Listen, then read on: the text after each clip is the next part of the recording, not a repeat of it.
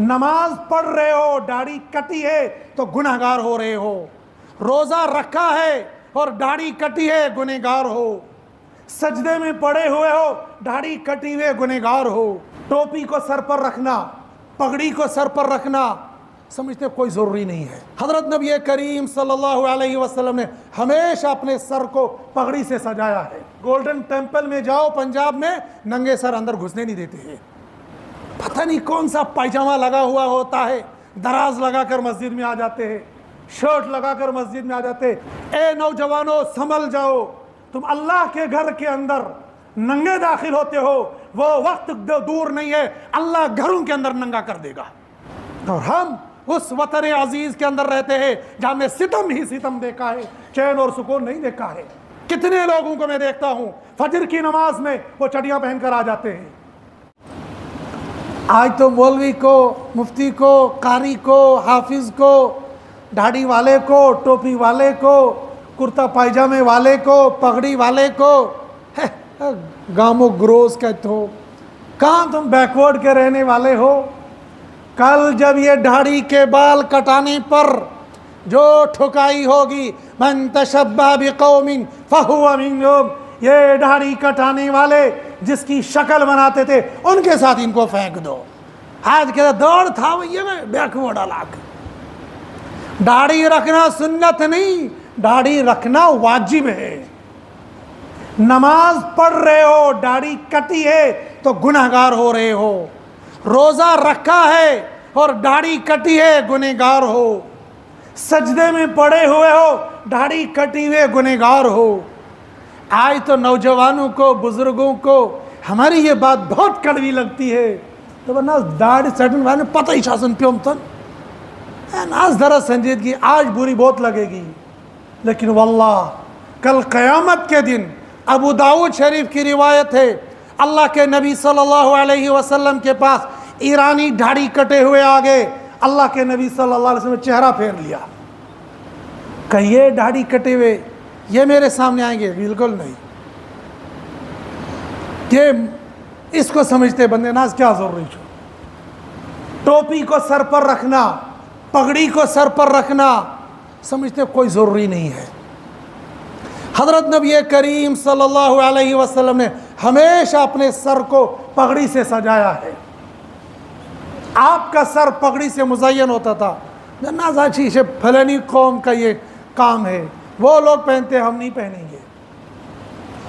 नंगे सर फिरेंगे, नंगे सर नमाजें पढ़ेंगे, नंगे सर है गैर गैर। गोल्डन टेम्पल में जाओ पंजाब में, नंगे सर अंदर घुसने नहीं देते हैं। यहाँ तो अव्वल नंगे सर आएंगे और अगर आ गए टोपी ढूंढेंगे, वो प्लास्टिक की टोकरियाँ सर पे रखेंगे। ये प्लास्टिक की टोपियों के साथ नमाज पढ़ना ये मकरूह है। ऐसा लिबास होना चाहिए जिस लिबास के साथ माशरे में जाओ। पता नहीं कौन सा पायजामा लगा हुआ होता है, दराज लगाकर मस्जिद में आ जाते हैं, शर्ट लगाकर मस्जिद में आ जाते हैं। वो लिबास जिस लिबास के साथ तुम दफ्तर में नहीं जा सकते हो, अल्लाह के घर में आ जाते हो, तो नस के परवाह चले। हाफ शर्ट के साथ नौजवानों जो नमाज पढ़ते हो, नमाज मकरूह होती है। और बाज़ दफ़ा तो ये शर्ट पहनने वालों की नमाज फासिद होती है। नमाज ख़त्म, सतर खुल जाता है, नमाज होती नहीं है। और ये तो वो चीज़ें हैं जो बज़ाहिर हम जिम ये कहते हैं ये फ़र्ज़ नहाइश है। हम ये नहीं कहते सलवार कमीज़ पहनना ये फ़र्ज़ है। ये सुलहा का लिबास है, अतकिया का लिबास है। हज़रत नबी करीम सल्लल्लाहु अलैहि वसल्लम का कुर्ता मुबारक लंबा होता था। सफ़र में जाते थे थोड़ा सा कम होता था, हज़र में होते थे तो थोड़ा सा लंबा होता था। आप अलैहिस्सलातु वस्सलाम ने हमेशा लुंगी पहनी है, पायजामे को पसंद किया है। एक ज़ईफ़ कौल के मुताबिक पहना भी है, लेकिन असह कौल के मुताबिक आपने पसंद इसको ज़रूर किया है, हमेशा लुंगी पहनी है। और हमारा नौजवान चड्डी पहनकर मस्जिद में आ जाता है। ए नौजवानों, संभल जाओ, तुम अल्लाह के घर के अंदर नंगे दाखिल होते हो, वो वक्त दूर नहीं है अल्लाह घरों के अंदर नंगा कर देगा। अल्लाह घरों के अंदर रुसवा कर देगा, फिर उस वक्त चीखेंगे चिल्लाएंगे, कोई सुनने वाला नहीं होगा। और हम उस वतन अजीज के अंदर रहते हैं जहां में सितम ही सितम देखा है, चैन और सुकून नहीं देखा है। 70 साल से हम झेल रहे हैं। इन पुराने बुजुर्गों में से बहुत सारों ने देखा होगा, इन बुजुर्गों को बर्फ में, बारिश में कपड़े निकाल कर बर्फ में खड़ा किया जाता था। क्या वो दौर याद नहीं रहा? वो अल्लाह की मार नहीं थी, वो अल्लाह की पकड़ नहीं थी। आज हमें पैसा आ गया, फरावानी आ गई, माल आ गया, हम अल्लाह को भूल गए। हमने घरों अल्लाह के घर के अंदर नंगे आना शुरू कर दिया। कितने लोगों को मैं देखता हूं फजर की नमाज में वो चड्डियां पहनकर आ जाते हैं, और कहो तो बुरी लगती है, लेकिन एक दफा नहीं 1000 मरतबा तुमको आज बुरी लग जाएगी, लेकिन इंशाअल्लाह जिस दिन तौबा करोगे उस दिन दुआएं दोगे कि हमारी आज तक की जिंदगी गफलत में गुजर रही थी। लिबास, क्या लिबास की शरीयत के अंदर कोई हैसियत नहीं है? तमाम मुहद्दिसीन ने अपनी किताबों के अंदर किताबुल लिबास बाज़ाब्ता तौर पर कायम किया है कि अल्लाह के नबी सल्लल्लाहु अलैहि वसल्लम ने कुर्ता मुबारक कैसा पहना है, उसके अंदर बटन मुबारक कैसे हुआ करते थे, लिबास मुबारक का रंग कैसा हुआ करता था, रुमाल था या नहीं था, ये टोपी पगड़ी के नीचे एक छोटा सा रुमाल हुआ करता, उस रुमाल का तज़किरा भी है। ये पगड़ी का रंग कैसा होता है ये भी है, और ये जो हम पगड़ी में बीच के अंदर ये जो चाक जैसा बनाते इसका भी तज़किरा है। जब पूरे लिबास का तज़किरा है तो हम ये कहेंगे दबन्ना पलाव ये लगे तिलो कहाँ हारे सुनो। हाँ, सतर छुपाने के लिए इजाज़त हो सकती है, लेकिन शरी लिबास शरीयत ने मुतय्यन किया है। अगर किसी इंसान ने पर्दे के साथ लिबास पहना है, मान लीजिए, मैं ये नहीं कहता पहनना चाहिए, लेकिन अगर किसी आदमी ने पैंट शर्ट पहनी है जिसमें मुकम्मल पर्दा है, जो पुरानी पैंट शर्ट हुआ करती थी उसमें पर्दा है, सतर छुप जाता है, लेकिन उस लिबास में और शलवार कमीज सफ़ेद कलर वाले लिबास में आसमान ज़मीन का फ़र्क होगा। इसमें आमाल ज़्यादा मिलेंगे, नेकियां ज़्यादा मिलेगी, उसमें कम मिलेगी। और फिर शलवार कमीज़ वाला भी रंगीन पहनने वाले को कम सवाब मिलेगा, सफ़ेद वाले को ज़्यादा सवाब मिलेगा।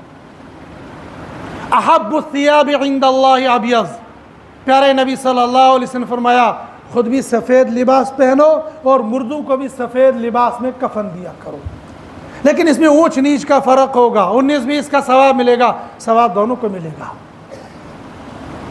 लेकिन असल बात जो मैं ये कहना चाह रहा हूँ कि हमारे माशरे के अंदर जो नंगापन रिवाज होता जा रहा है, लड़कियाँ भी और लड़के भी, इसको कंट्रोल कर लो, और इस कंट्रोल करने की जिम्मेदारी माँ बाप पर होती है, ये भाइयों पर होती है।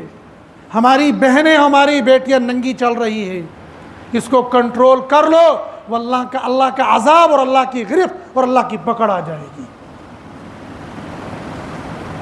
फिर इन नेकियों के साथ जिस बंदे की नेकियां ज़्यादा होंगी वह अल्लाह की यहाँ दर्जा बदर्जा ऊपर चढ़ता जाएगा। ये जो फ़कीर मलंग आपको दिख रहे हैं, चटाइयों पर ज़िंदगी गुजारने वाले, मदरसों में ज़िंदगी गुजारने वाले, हाफिज़ कुरान उलमा, ये हमारी नज़रों के अंदर बज़ाहिर तो कुछ नहीं है, लेकिन सिर्फ वनस ही क्या सर, वैसे के अंदर ना ज़िंदगी छुतों से। जब किसी आलिम को देखेंगे तो ज़िंदगी तो आपकी शाहाना ज़िंदगी है, सुकून वाली ज़िंदगी है, और कहेंगे बच्चे को मदरसे में भेजो, नन्नाज क्या ब्याशुन चुम बनाऊँ, फ़कीर बनाना है। उधर मौलवी को कहते कितना खाता है यार, है इतना खा के पेट देखो कहाँ निकल रहा है, और बच्चे को कहेंगे मतलब खाएगा क्या, मौलवी को कहते खाता कितना है, और बच्चे की बारी कहते खाएगा क्या। अल्लाह ने मौलवी का रिज्क ऐसे बखेर दिया पूरी दुनिया के अंदर, जगह जगह जगह जगह, इतना खाता है, डंडे के ज़ोर पर इसको परहेज़ करवाना पड़ता है। अक्सर मौलवियों को देखो उनसे परहेज़ ही नहीं होता है। यही मौलवी, यही मुफ्ती, यही कारी, यही हाफिज़, अदना से अदना मौलवी हाफिज़ कुरान, इसको अल्लाह पाक कल क़यामत के दिन इक़रा पढ़ वरतक़ी और चढ़ता जा, ये मंजिल, ये मंजिल, ये मंजिल, ये मंजिल, ये है वो।